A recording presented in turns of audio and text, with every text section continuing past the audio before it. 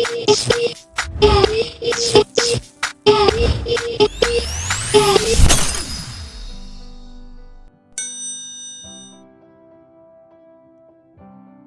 everyone, this is Mridula. Welcome back to my channel. இந்த வீடியோவில் நாம் எந்த புக் பற்றி பார்க்க போகிறோன்னு பார்த்தீங்கன்னா தி சைக்காலஜி ஆஃப் மணி அப்படின்ற புக்கு தான். இந்த புக் எழுதியவர் யாருன்னு பார்த்தீங்கன்னா மார்கன் ஹவுசர் அப்படின்றவர் தான் இந்த புக் எழுதியிருக்காரு. இந்த புக்கில் மொத்தம் 15 சாப்டர்ஸ் இருக்குது.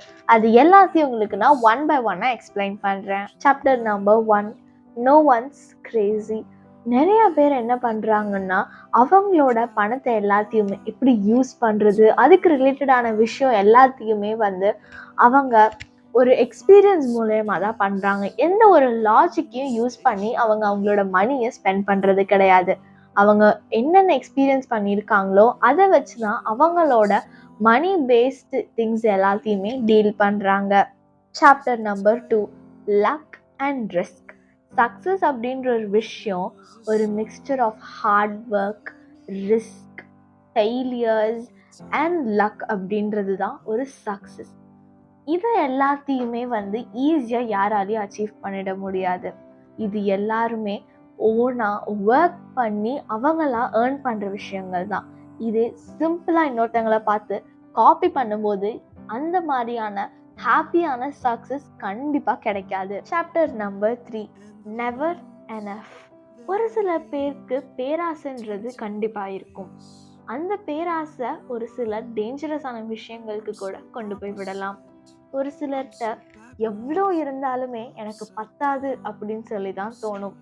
அந்த மாதிரியான பேராசை இருக்க ஒருத்தருக்கு கண்டிப்பாக ஃபெயிலியர்ஸ் தாங்க வரும். ஏன்னா எவ்வளோ கிரீட் இருக்கோ அந்த அளவுக்கு அவங்கள்ட்ட நெகட்டிவ்னஸ் இருக்குது. ஸோ அவங்களுக்கு கண்டிப்பாக ஃபெயிலியர்ஸ் வந்தே தீருங்க. அதே மாதிரி நிறையா பேர்கிட்ட எவ்வளோ இருந்தாலும் அவங்களுக்கு அது பெருசாகவே தெரியாதுங்க. இல்லை இது பத்தாது அப்படின்னு சொல்லி தான் அவங்க நினைப்பாங்க. ஆனால் ஃபர்ஸ்ட் நம்மக்கிட்ட இது இருக்கிறது எனக்கு போதும் அப்படின்னு சொல்லி நாம் அதை நினச்சி ஓகே அப்படின்னு நம்மளுக்கு அது சூட்டபிளாக இருந்துச்சுன்னா நம்ம அதுக்கப்புறமேட்டு எதுக்கும் ஆசைப்படாமல் கிடைச்சாலும் அதை இன்னொருத்தங்களுக்கு கொடுக்குற மனசோட இருக்கணுங்க. Chapter number 4, confounding compounding. நிறையா பேர் சின்ன சின்ன இன்வெஸ்ட்மெண்ட் பண்ணுவாங்க. அது எல்லாமே கொஞ்ச நாள் கழிச்சதுன்னா ஒரு கொஞ்சம் ப்ராஃபிட்டாக இருக்கும். ஓகே இவ்வளோதான், இதுக்கு மேலே ஏறாதுன்னு நினச்சி ஒரு சிலர் போதும் அப்படின்னு சொல்லி அதை திருப்பி வாங்கிடுவாங்க.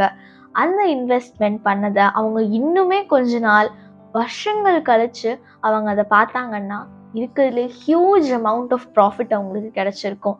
நீங்கள் 500 ரூபா போட்டால் கூட நீங்கள் ரொம்ப வருஷம் கழித்து பார்த்தீங்கன்னா உங்களுக்கு 1 கோடி ரூபா அளவுக்கு உங்களுக்கு ப்ராஃபிட் வந்திருக்கும். அந்த மாதிரி வரணும்னா ஃபர்ஸ்ட் நீங்கள் பேஷண்ட்டாக இருக்கணும். எதுலேயுமே அவசரப்பட்டு பண்ணக்கூடாது. உங்ககிட்ட பேஷன்ஸ் இருந்துச்சுன்னா தான் உங்களால் அந்த அளவுக்கு ஒரு பெரிய அமௌண்ட்டை கண்டிப்பாக சாதிக்க முடியும். Chapter number 5, getting wealthy versus staying wealthy. பணம் சம்பாதிக்கிறது ரொம்பவே ஈஸியான விஷயம். ஆனால் அதை எப்படி நம்ம யூஸ் பண்ண போகிறோம் அப்படின்றத பிளான் பண்ணி பண்ணணும் அப்படின்னா அதுக்கு டிசிப்ளின் அப்படின்றது ரொம்பவே முக்கியம். ஏன்னா அது இருந்தால் தான் நம்ம கரெக்டான குவான்டிட்டியில் கரெக்டான அமௌண்ட்டில் எல்லாத்தையும் நாம் செலவு பண்ண ஆரம்பிப்போம். இல்லாட்டி அதோட வேல்யூ தெரியாமல் நம்ம கண்ட மேனிக்கு செலவு பண்ண ஆரம்பிச்சிருவோம். டிசிப்ளின் அப்படின்ற ஒரு விஷயம் இருந்துச்சுன்னா நம்மளால ஈஸியாக நம்மளோட மணி எல்லாத்தையும் ஆர்கனைஸ் பண்ணி யூஸ் பண்ண முடியும். Chapter number 6, sales you win. நிறையா பேர் ஒரு சில திங்ஸில் இன்வெஸ்ட் பண்ணுறதுக்கு ரொம்பவே யோசிப்பாங்க. லைக் ஒரு சிலர் போராக இருக்கும்போது அவங்க யோசிப்பாங்க கண்டிப்பாக இதில் தான் இப்படிலாம் இன்வெஸ்ட் பண்ணணுமா, இது மேபி ஃப்யூச்சரில் யூஸ் இருக்குமா இல்லையா அப்படின்லாம் அவங்க யோசிக்க மாட்டாங்க. ஃபர்ஸ்ட் அவங்க இருக்க ப்ரெசண்ட்டை யோசிப்பாங்க, யூஸ் ஆகுமா ஆகாதா அப்படின்னு யோசிப்பாங்க. ஆனால் அந்த மாதிரி யோசிக்காமல் ஓகே ஃப்யூச்சரில் ஹெல்ப் ஆகும் அப்படின்னு சொல்லிட்டு அவங்க அந்த பணத்தை அதில் இன்வெஸ்ட் பண்ண ஆரம்பித்தாங்கன்னா கண்டிப்பாக ஃப்யூச்சரில் அவங்களுக்கு அது ரொம்ப பெரிய வெல்த்தாக கொடுக்கலாம். ஏன்னா ஒரு சில விஷயங்களில் நம்ம சாக்ரிஃபைஸ் பண்ணி இன்வெஸ்ட்மெண்ட் பண்ண ஆரம்பித்தோன்னா அது ஃப்யூச்சரில் நம்மளை பில்லியனராக கூட மாற்றுறதுக்கு சான்சஸ் இருக்குது. Chapter number 7, freedom. மணியோட மெயினான அப்ஜெக்டிவ் என்னன்னா நம்மளோட டைமை கண்ட்ரோல் பண்ணுறது தான் அதோட மெயினான அப்ஜெக்டிவ்.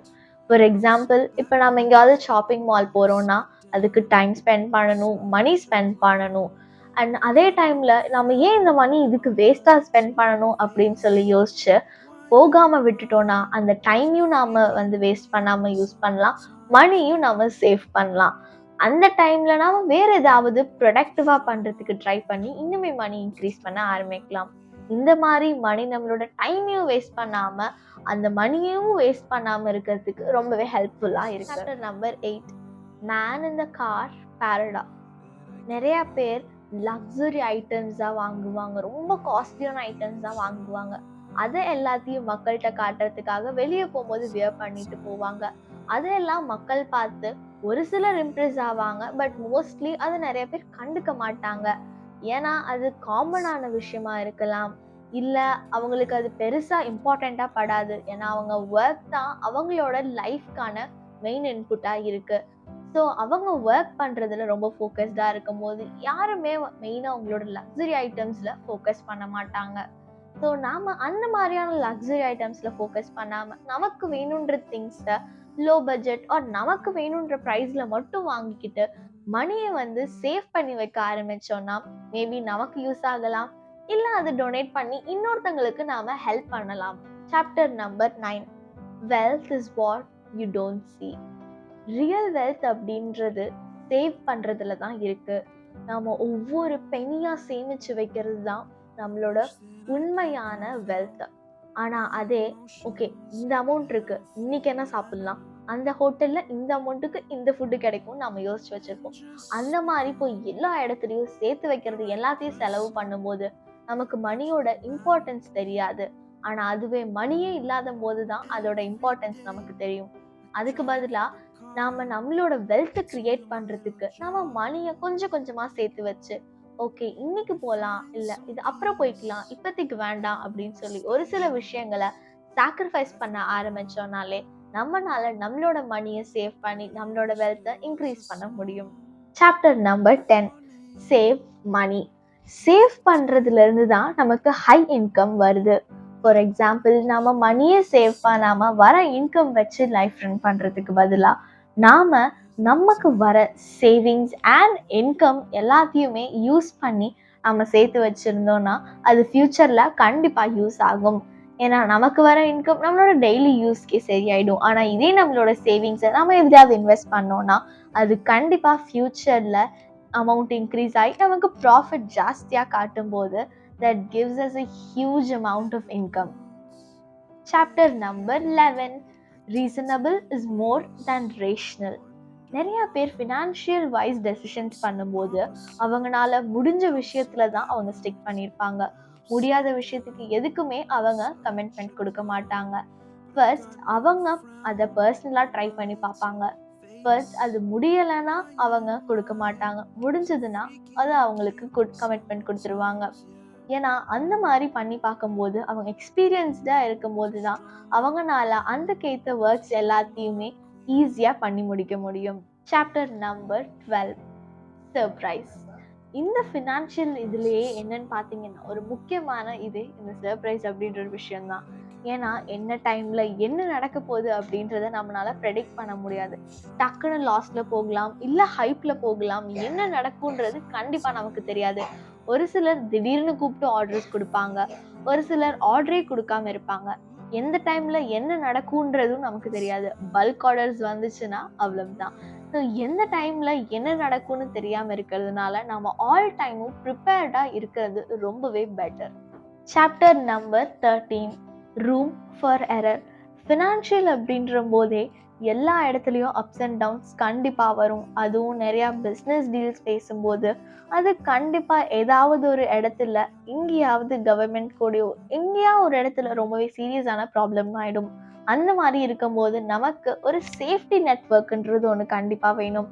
அந்த மாதிரி நெட்வொர்க் இருக்கும்போது நமக்கு அது கண்டிப்பாக ஹெல்ப்ஃபுல்லாக இருக்கும். ஏன்னா அந்த டைமில் நமக்கு சப்போர்ட் ரொம்பவே இம்பார்ட்டண்ட்டாக இருக்கணுன்றதுனால சேஃப்டி நெட்வொர்க் நமக்கு ரொம்பவே ஹெல்ப்ஃபுல்லாகவும் இருக்கும். Chapter number 14, you will change. Financial பிஸ்னஸில் இருக்கும்போது நமக்கு மோஸ்ட்லி நம்மளோட ஃபினான்ஷியல் கோல்ஸ் எல்லாமே சேஞ்ச் ஆகிக்கிட்டே தான் இருக்கும். எதுவுமே ஸ்டாக்னண்ட்டாக இருக்காது. ஃபார் எக்ஸாம்பிள் இப்போ ஃபர்ஸ்ட் ஒரு கோல் வச்சுருப்போம், அதை அச்சீவ் பண்ணிடுற மாதிரி வந்ததுக்கப்புறம் அடுத்த கோல், அப்படின்னு நம்ம அதை இன்க்ரீஸ் பண்ணிகிட்டே போவோம், இல்லை டிக்ரீஸ் பண்ணுவோம். எந்த டைமில் என்ன நடக்கும்னு நமக்கு கண்டிப்பாக தெரியாது. நம்ம மைண்ட் செட் பொறுத்து, ஃபினான்ஷியல் பிஸ்னஸ் பொறுத்து அது எல்லாமே மாறிக்கிட்டே இருக்கும். ஸோ நம்மளோட ஃபினான்ஷியல் கோல்ஸ் மாறிக்கிட்டே இருக்கணுன்றதுனால நாம் அதுக்கேற்ற மாதிரி அடாப்ட் பண்ணிக்க நாம் எப்போவுமே ஃப்ளெக்சிபிளாக இருக்கணும். Chapter number 15, nothings free. Success அப்படின்ற ஒரு விஷயத்தை நாம் அச்சீவ் பண்ணணும் அப்படின்னா நமக்கு பேஷன்ஸ் வேணும், அதில் நிறைய ரிஸ்க் எடுக்கணும், அண்ட் நமக்கு ஃபர்ஸ்ட் ஒரு செல்ஃப் டிசிப்ளின் வேணும். அப்போ தான் நம்மளால் அந்த சக்ஸஸை ஈஸியாக அச்சீவ் பண்ண முடியும். இந்த புக்கில் இருந்து நம்ம ஒரு 3 கீ லெசன்ஸை கற்றுக்கலாம். அது என்னன்னு பார்த்தீங்கன்னா, ஃபர்ஸ்ட் நம்ம மணியை சேவ் பண்ணி இன்வெஸ்ட் பண்ணுறது சீக்கிரம் இன்வெஸ்ட் பண்ண ஆரம்பிக்கணும். செகண்ட், நாம் ட்ரூ வெல்த் அப்படின்றது எங்கே இருக்குன்னா, நம்ம லக்ஸுரியான ஐட்டம்ஸ் வாங்குறதோ இல்லை வெளியே இந்த மாதிரி பீப்புள்கிட்ட இம்ப்ரெஸ் பண்ணுறதுக்காக போடுறதோ அதில் ட்ரூ வெல்த் கிடையாது. ட்ரூ வெல்த் அப்படின்றது நம்மளோட ஃப்ரீடம் தான் ட்ரூ வெல்த். நம்ம மெயினாக அவாய்ட் பண்ண வேண்டிய ஒரு விஷயம் என்னன்னு பார்த்தீங்கன்னா, க்ரீட் அப்படின்ற ஒரு விஷயந்தான். அண்ட் நாம் ஏதாவது ஒரு இதில் சக்ஸஸ் ஆகணும்னா அதுக்கு நாம் நிறையவே ரிஸ்க் எடுக்கணும். அண்ட் டிசிப்ளின் அப்படின்ற ஒன்றை நாம் கண்டிப்பாக ஃபாலோ பண்ணியே ஆகணும். இந்த வீடியோ பிடிச்சிருந்தாலும் இல்லை நெக்ஸ்ட் வீடியோவில் நான் என்ன போடணும் அப்படின்றதையும் கீழே கமெண்ட் பாக்ஸில் கமெண்ட் பண்ணுங்கள். என்னோட வீடியோ பிடிச்சிருந்தா லைக் பண்ணுங்கள், ஃப்ரெண்ட்ஸ் அண்ட் ஃபேமிலிக்கு ஷேர் பண்ணுங்கள். என்னோட சேனலுக்கு சப்ஸ்கிரைப் பண்ணவங்களுக்கு தேங்க்ஸ். இன்னும் சப்ஸ்கிரைப் பண்ணாதவங்க மறக்காம என்னோட சேனலுக்கு சப்ஸ்கிரைப் பண்ணி சப்போர்ட் பண்ணுங்க. அதுக்கு பக்கத்தில் இருக்க பெல் ஐக்கானை கிளிக் பண்ணுங்க, அதில் ஆல் அப்படின்ற ஆப்ஷனை ப்ரெஸ் பண்ணுங்க. அப்போதான் நான் இந்த வீடியோஸ் போட்டால் உங்களுக்கு நோட்டிஃபிகேஷன்ஸ் வரும். See you in next video. Until then, bye from Radula. Always stay curious. Thanks for watching.